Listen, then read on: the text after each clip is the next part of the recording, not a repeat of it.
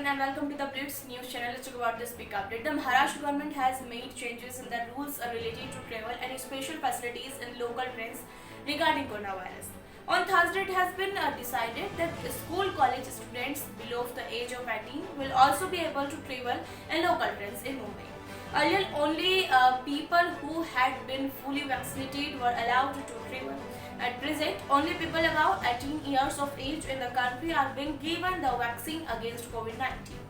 It is being said that the government has taken this step to open schools and colleges in Mumbai soon.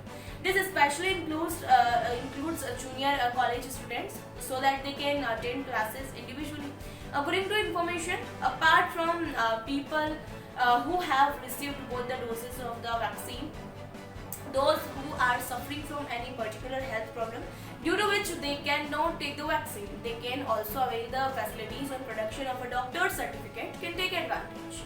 According to the report, people who have not received the vaccine will be able to travel in local trains, enter malls, temples in some districts and restaurants, auditoriums, wedding venues and multiplexes.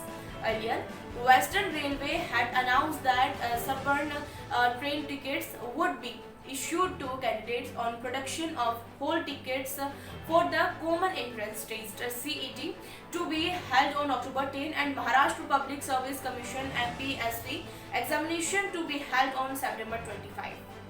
Maharashtra Chief Minister Uddhav Thackeray had announced that people who have been fully vaccinated will be able to travel by local train in Mumbai from August 15.